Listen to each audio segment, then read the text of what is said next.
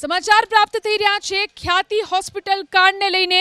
ખ્યાતિ હોસ્પિટલ કાંડમાં રાજશ્રી કોઠારીની વધી શકે છે મુશ્કેલી। આરોપી રાજશ્રી કોઠારીની આગોતરા જામીન અરજી નામંજૂર કરી લેવામાં આવી છે। કોર્ટે રાજશ્રી કોઠારીની આગોતરા જામીન અરજી ફગાવી દીધી છે। આરોપી રાજશ્રી કોઠારી અમદાવાદ ગ્રામ્ય સેશન્સ કોર્ટમાં આગોતરા જામીન માંગ્યા હતા। વધુ જાણકારી મેળવી અમારા સંવાદદાતા તેજસ મહેતા ફોન લાઈનથી જોડાયા છે।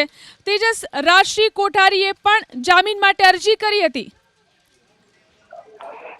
જી, જામીન માટે જે અરજી કરી હતી, જો આગોતરા જામીન મળે તો તપાસમાં પૂર્ણ સહકાર આપશે તે પ્રકારની રજૂઆત પણ અરજીમાં કરવામાં આવી હતી, પરંતુ તપાસનો જે તબક્કો છે તેને લઈને હાલના તબક્કે જામીન અરજી નામંજૂર કરવી જોઈએ તે પ્રકારની તપાસનીશ અધિકારી તરફથી રજૂઆત કરવામાં આવી હતી। ખાસ સરકારી વકીલે પણ આ અરજીનો વિરોધ કર્યો હતો અને તમામ રજૂઆતોને ધ્યાને લઈ હાલના તબક્કે આગોતરા જામીન આપવા અમદાવાદ ગ્રામ્ય સેશન્સ કોર્ટે ઇનકાર કરી દીધો છે।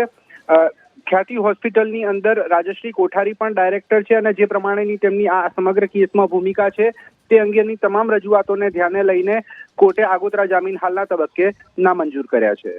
જી, આભાર તેજસ જાણકારી આપવા માટે।